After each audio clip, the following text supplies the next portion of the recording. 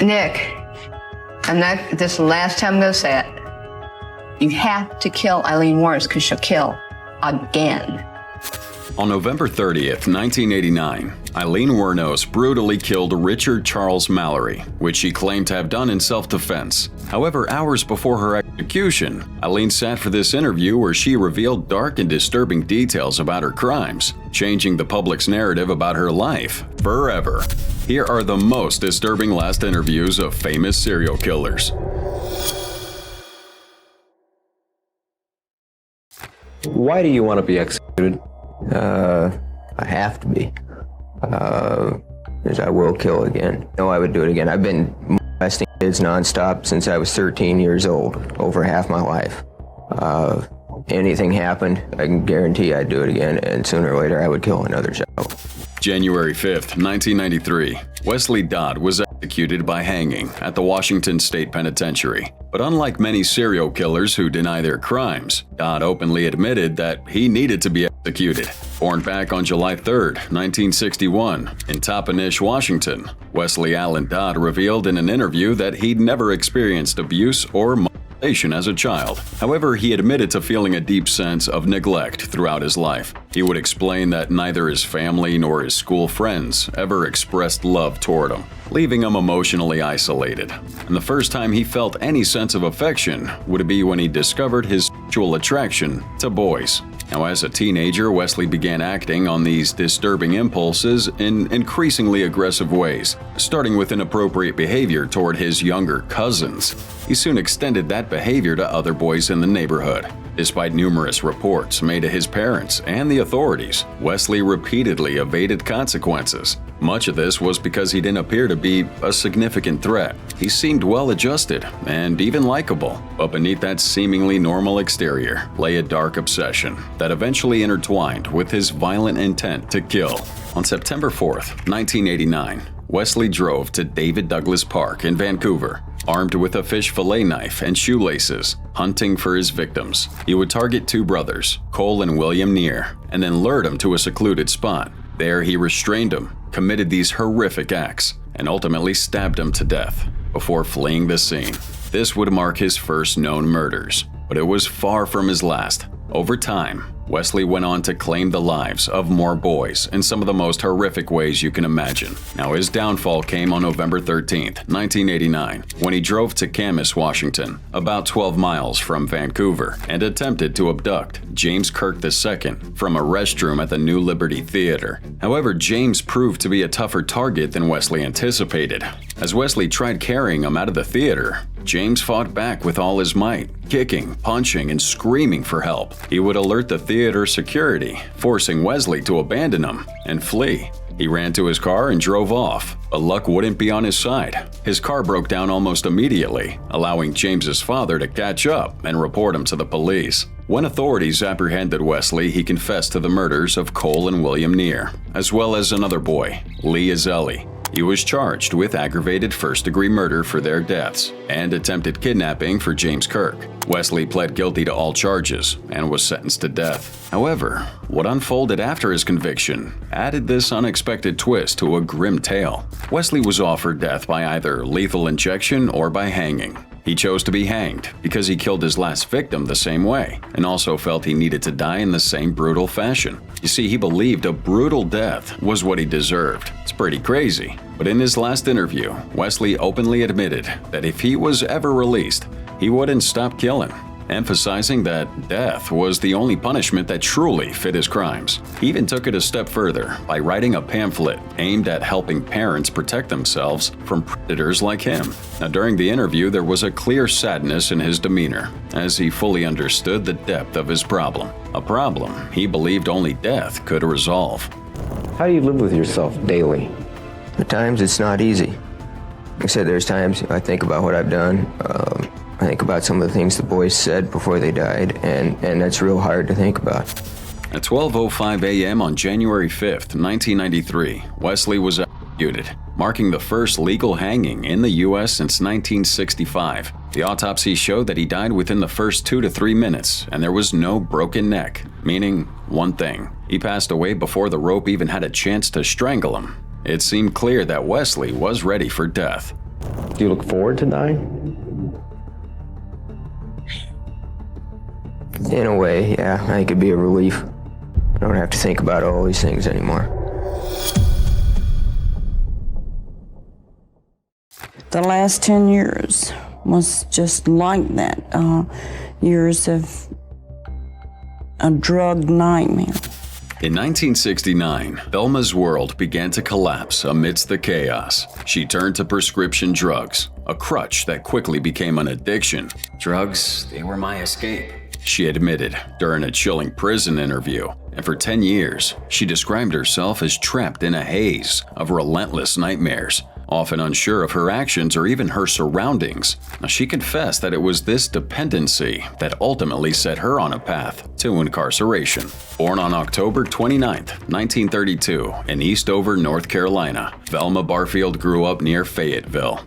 Her childhood would be far from happy, with a physically abusive father and a mother who wouldn't support her. And to escape, she would marry Thomas Burke in 1949. The couple would have 2 children, and life would be good for a while. But everything changed after Velma had a hysterectomy and began suffering from back pain. Now this led to a noticeable shift in her behavior, worsened by her growing reliance on drugs. By 1969, her relationship with Burke fell apart due to his drinking, which sparked constant arguments. On April 4th of that year, Burke appeared to pass out, prompting Velma to leave the house with the children. When she got back, their home had burned down, and Burke was dead. A tragedy later referred to as Little Boom. In 1970, Velma remarried, this time to Jennings Barfield, but he passed away within a year from heart complications.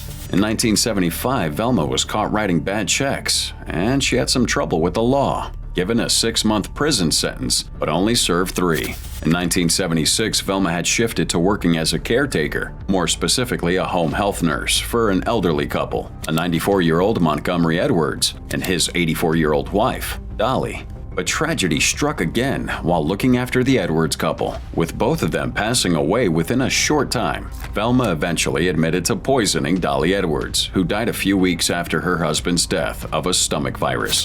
In 1977, she cared for Record Lee, who had broken her leg. Shortly after Velma arrived, Record's husband, John Henry, began experiencing severe stomach and chest pains, vomiting, and even diarrhea. He would die soon after, and Velma later confessed to murdering him too.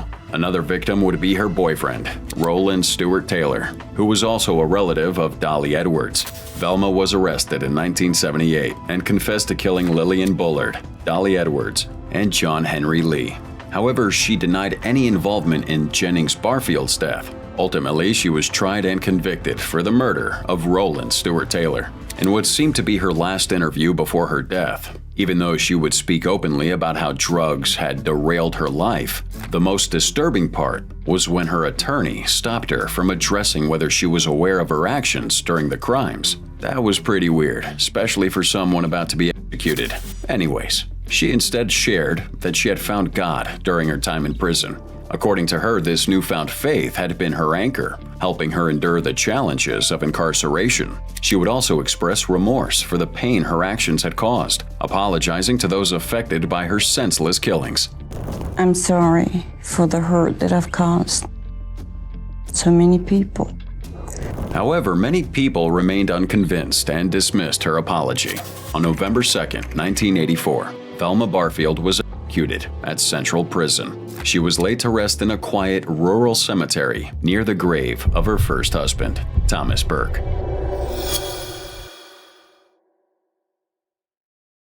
Well, I'm a serial killer. I've killed 8 women, 6 in this state and 2 in New York. I'm on death row for 4 of those women. On January 5th, 1982, 17-year-old Tammy Williams was just walking home from her boyfriend's house until Michael Ross abducted her from Brooklyn and took her to Connecticut, after which he killed her in the most gruesome way possible. Now, Michael Bruce Ross was born on July 26, 1959, and was the oldest of 4 children in a deeply troubled household. His mother was pretty abusive toward him and his siblings, and his friends close to him have claimed that he was also molested by his uncle. So despite all these challenges, Ross proved he was academically gifted and managed to graduate high school. However, he would struggle socially and pretty much kept to himself. He went on to attend Cornell University in Ithaca, New York, where his behavior would then take a darker turn. Ross admitted in this interview that he found it sexually gratifying to stalk women and frighten them. By his sophomore year, he had already raped his first victim and soon committed his first murder. Between 1981 and 1984, Ross took the lives of 8 girls and women across Connecticut and New York, targeting victims of different ages. He would rape 7 of them before killing them. Now, eventually, investigators connected him to some of the murders, and Ross ended up confessing to all 8. In 1987, he was convicted of 4 murders and sentenced to death in Connecticut on July 6th. Ross spent nearly 18 years on death row before being executed. Another very disturbing statement he made in his interview was when he said, For some reason with me, sexuality and violence have fused together. And to show just how twisted his mind had become, he revealed that after each killing, he would convince himself it was the last, only to find himself given into his violent urges again. He admitted that there was nothing his victims could have done or said to escape their fate. The moment he spotted them, their lives were already over. Perhaps the most chilling part of this interview was how vividly he described his method, forcing his victims face down and strangling them, a truly gruesome ritual. On May 13, 2005, Ross was executed by lethal injection at the Osborne Correctional Institution in Somers, Connecticut. He was 45 years old.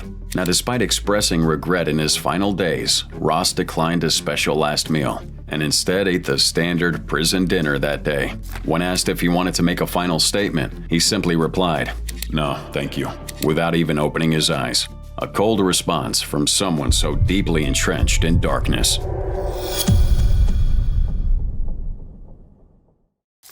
But no, I did not feel good about it, and I don't feel good about it now. Otherwise, why I would be asking for the death penalty. On June 14, 2011, Edward Wayne Edwards, a once charming drifter turned notorious serial killer, left behind a very haunting story. His life would be a twisted journey of deception and murder. A man who once charmed the world with his tale of redemption, using trust as his weapon. By the time he was caught, the former drifter and family man had turned into one of the most chilling figures in true crime history. Born June 14, 1933, in Akron, Ohio, Edwards' early life would be nothing short of tragic. He grew up in an orphanage where he suffered both physical and sexual abuse at the hands of nuns. And by the time he left, Edwards was already deeply scarred and turned to petty crime as a way of life. In 1955, though, he escaped from jail in Akron and began robbing gas stations across the country. But the wild part? He didn't even bother hiding his identity because he craved fame.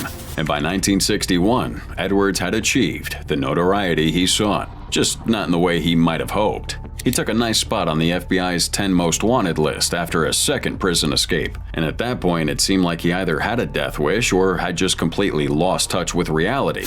Edwards was arrested yet again, marking his 3rd time in custody. Amazingly, he was granted parole after serving just 5 years. Now, when he was released, Edwards appeared to have turned his life around. He got married, wrote a book, even became a motivational speaker, and would land appearances on 2 different TV shows. It seemed like he'd put his dark past behind him. But as the old saying goes, old habits die hard. And for Edwards, they never really died at all. The more trouble you get into, the bigger you are in their eyes. Well, I want to tell you, you look like a pretty big man from over here. And thank you very much for being with us, Mr. Edwards, and thank you, gentlemen, also. On August 7, 1977, William Billy Lavaco and his girlfriend, Judith Straub, had been dating for about 8 months when something chilling happened. Straub's car was discovered abandoned in a parking lot, with her purse and shoes left inside. The next day, family members gathered in the area, only to find their bodies in the nearby weeds. Both Lavaco and Straub had been shot at point-blank range with a 20-gauge shotgun. The person behind this gruesome crime, none other than Edward Wayne Edwards. Ed would strike again, though, and this time with even more cruelty. He took out two young brothers, Tim Hack and Kelly Drew, by stabbing and strangling them in Burton, Ohio. However, the crime that ultimately earned him the death penalty was the murder of his own foster son, 25-year-old Danny Boy Edwards. And the motive? Plain and simple: greed. Edwards concocted a plan to cash in on his $250,000 insurance policy. You see, Danny was a U.S. Army soldier and was convinced by Edwards to abandon his post. And when the time was right, Edwards lured him into the woods, shot him twice in the face, and then buried him in a shallow grave. Now, Edwards wouldn't be caught for this crime. Instead, years later, his biological daughter, April Bellagio, tipped off the police about another long-forgotten murder that he had committed. This revelation led to his ultimate confession about all his crimes, except Danny's murder.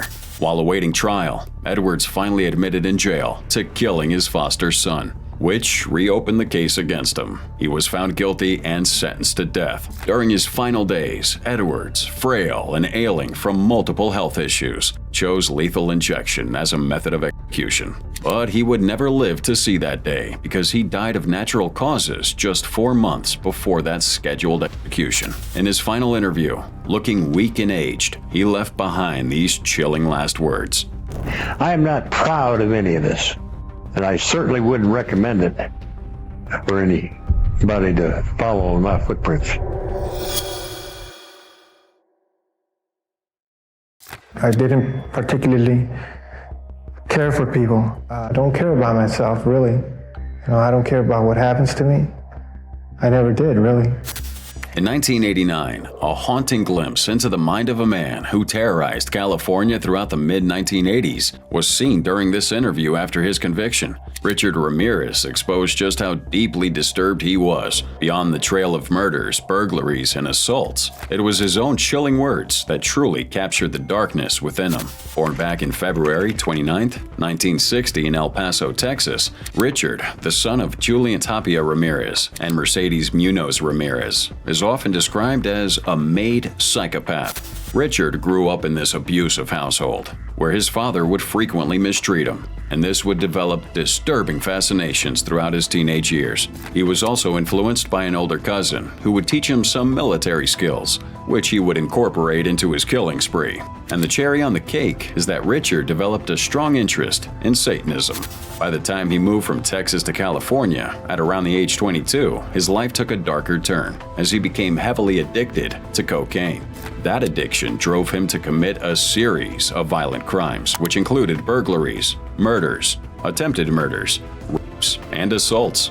As time went on, Ramirez went on this terrifying murder spree that really plagued the greater Los Angeles area, and later the San Francisco Bay Area, for over a year. In April 1984, he committed what would later be recognized as his first known murder. Now, this crime wasn't immediately connected to him. It wouldn't be until 2009 that authorities made the connection. Ramirez used a variety of weapons during his attacks, like handguns, knives, a tire iron, and a claw hammer. He would punch, pistol whip, and strangle many of his victims. One of his victims was even stomped on while she was sleeping, and another was tortured with a live electrical cord. Ramirez seemed to derive pleasure from degrading and humiliating his victims, more specifically those who survived or whom he chose not to kill. In 1989, Ramirez was convicted on 13 counts of murder, 5 counts of attempted murder, 11 counts of sexual assault, and 14 counts of burglary, among other charges. And just like most serial killers, throughout his trial, he showed no remorse for his crimes. In 1993, during this interview with Inside Edition, Ramirez openly admitted that he didn't care about people. When asked about his own fate now that he was on death row, he confessed that he never cared about himself either, or what would happen to him. And just as the judge who upheld his 19 death sentences later remarked, his actions displayed cruelty, callousness, and viciousness beyond any human understanding. On June 7, 2013, after spending 23 years on California's death row awaiting execution, Ramirez died at the age of 53 from complications related to B-cell lymphoma. He passed away while receiving medical care at a California hospital. But vengeance is mine, saith the Lord, because you will have executed somebody that didn't commit the crime.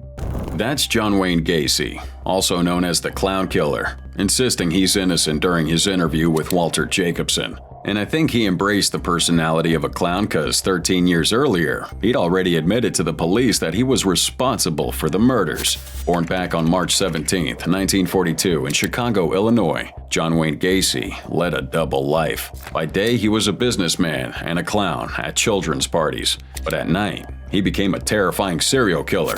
In 1967, Gacy assaulted Donald Voorhees in his home and was sentenced to 10 years in prison. Now, shockingly, he got out on parole just after 18 months. Some believe that was due to some political connections he had, while others chalk it up to just sheer luck. But regardless, Gacy wouldn't stop his violent behavior. Instead, his actions grew even more disturbing. This guy started luring boys into his home under the pretense of offering them work in construction. Once they got inside, he subjected them to horrific abuse, torture, and ultimately would strangle them to death. Some of the victims were buried in his basement, while others were dumped in a nearby river. So despite the alarming number of missing boys, Gacy managed to evade suspicion for years. His reputation as a respected businessman and that clown who entertained at parties helped him hide in plain sight. However, in 1978, his crimes finally caught up with him. He was arrested for the murder of Robert Peast, a local teenager.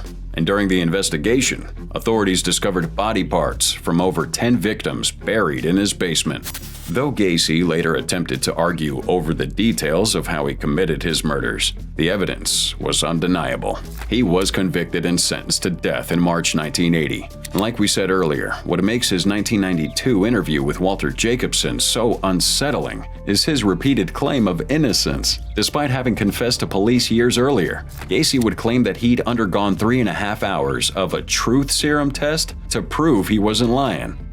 I've taken 3.5 hours of truth serum. And under sodium amytal, the maximum amount that I could have, it shows that I have no knowledge of the crime whatsoever.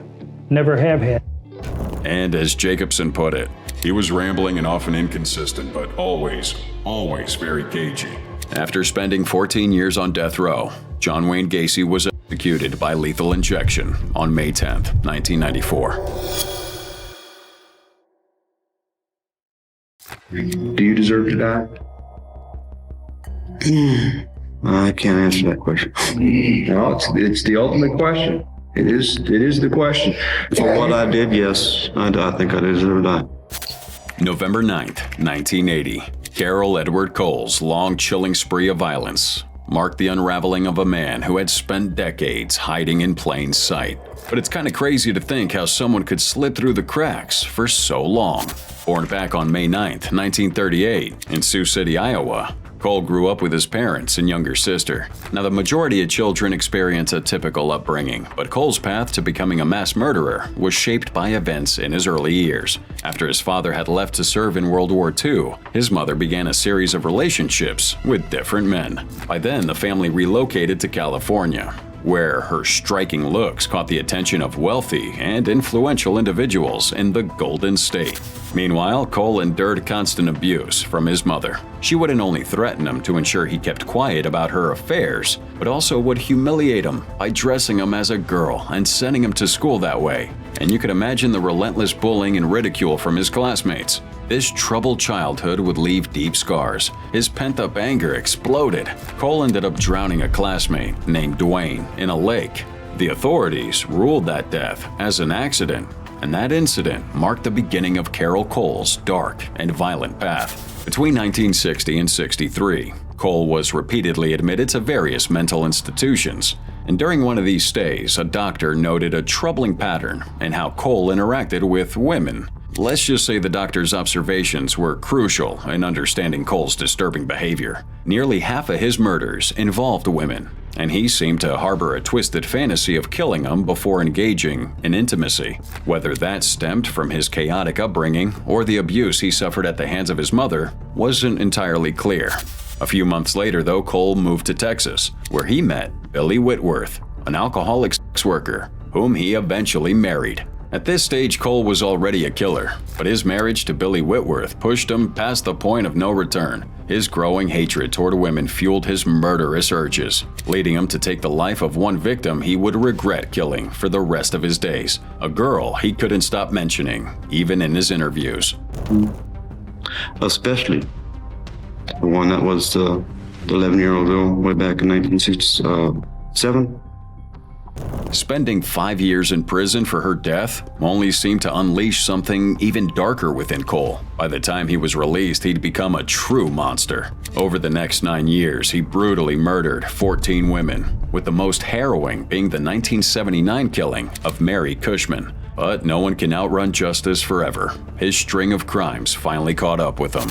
On April 9, 1981, Cole was arrested and convicted for the murder of 3 women in Texas. He was then given life in Huntsville prison. However, his story didn't end there. In 1984, after his mom passed away, Cole agreed to face a new murder charge in Nevada. Upon being extradited, he was sentenced to death later that same year. During his prison interview, Cole was allowed to smoke a cigar. But what stood out the most was this unsettling demeanor he maintained throughout. He openly expressed deep regret for his actions and, though slightly hesitant, admitted at the same time he believed he truly deserved the death penalty. Do you deserve to die? For what I did, yes, I think I deserve to die. And just 8 hours after that interview, Carol Edward Cole's story came to an end on December 6, 1985, when he was executed by lethal injection at Nevada State Prison.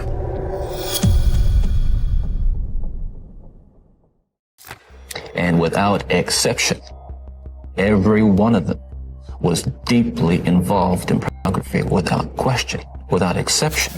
May 6, 1975, a man picked up a girl named Lynette Dawn Culver and offered her a ride home, but instead he would take her to his hotel and then brutally abuse and drown her in a bathtub. Sadly, Lynette was just one of 33 victims of the infamous Ted Bundy. Born back in November 24, 1946 in Burlington, Vermont, Bundy was the son of Eleanor Lewis Cowell, and he'd go on to become notorious as a rapist and serial killer. Though initially he seemed like the perfect man. This guy was good looking and had a degree in psychology from the University of Washington. He fit the mold of every woman's fantasy, but beneath the charming exterior was this twisted, sinister mind that would lead him down a path of destruction. Ted would often use his charm to disguise his murderous intent, luring victims into his trap. He skillfully manipulated people, including law enforcement, the media, and even the criminal justice system, maintaining his innocent persona all throughout. And his typical method would involve meeting victims in public, gaining their trust, and then taking them to his car, where he would restrain them and drive to a motel or even an isolated area to sexually assault and kill them. In his depravity, Bundy would return to the bodies of his victims, engage in some gruesome acts with their corpses until they began to decompose, and then he kept their severed heads as trophies in his apartment, further showing his disturbing nature. However, these acts wouldn't go unnoticed by law enforcement. In 1975, Bundy was arrested in Utah for aggravated kidnapping and attempted assault, and soon he was linked to a growing list of unsolved murders across multiple states. While facing murder charges in Colorado, Bundy managed to escape twice, committing more assaults and murders in Florida before being recaptured in 1978. He was later tried for the Florida murders and received 3 death sentences, a result that was hardly surprising given the brutality of his crimes. So on January 23, 1989, Ted Bundy gave his final interview with Dr. James Dobson, where he would discuss the harmful impact of pornography, especially when mixed with violence, in the minds of teenagers. During this interview, Bundy reflected on how his own obsession with sexual material and alcohol played a significant role in leading him down this dark, violent path. Now, he also mentioned that many of the men he met who were driven to commit similar violent acts had one thing in common. They were all heavily involved with pornography. And without exception, every one of them was deeply involved in pornography without question, without exception. On January 24, 1989, Ted Bundy's life came to a grim end in the electric chair at Rayford Prison.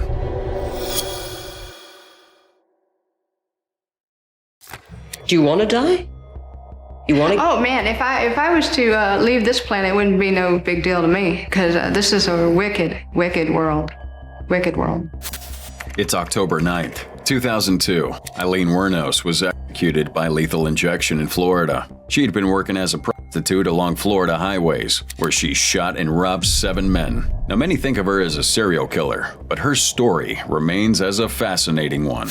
Eileen Wos was born on February 29, 1956, in Rochester, Michigan. Her mom was just 16 when she gave birth to Eileen, while her father would be 18. And just months before Eileen was born, her mother filed for divorce, so Eileen never had the chance to meet her father. And when she was just 4 years old, her mother had abandoned her and left her with the grandparents, and then disappeared. Unfortunately, her grandparents were alcoholics, which only added to the already difficult and unstable childhood Eileen faced. She asked you for your forgiveness. She can go to hell. She doesn't have any of my forgiveness. I don't even know her, don't even want to know her. At the very young age of 11, she got herself involved in sexual activities at school in exchange for cigarettes, drugs, and food. And outside of school, she engaged in sexual activities with her brother. Her grandfather also sexually assaulted her, while a family friend tragically sealed it off by getting her pregnant. A few months after her son was born, Eileen had dropped out of school and put him up for adoption. The following year, her grandfather kicked her out of the house, forcing her to live in the woods near the old home, and then she had to support herself by turning to prostitution.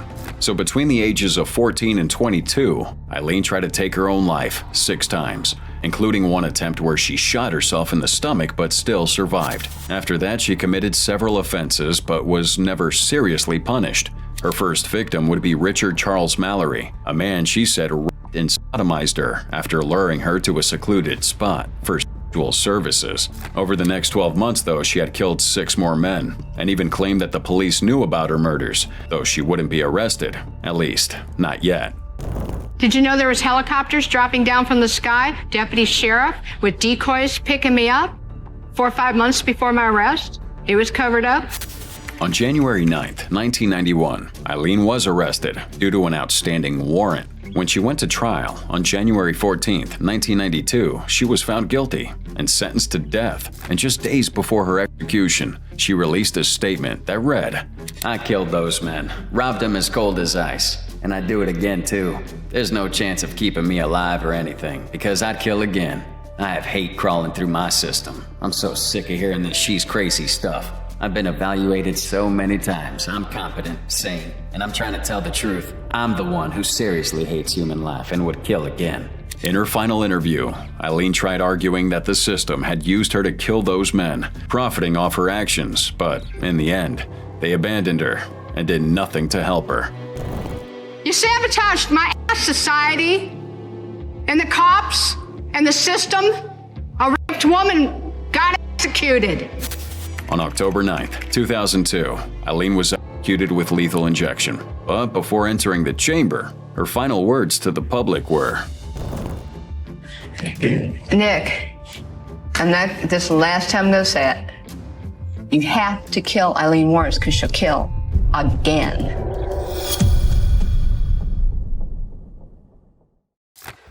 This violence that you have in you, the rage that you have in you. It's not a rage. It's not a rage.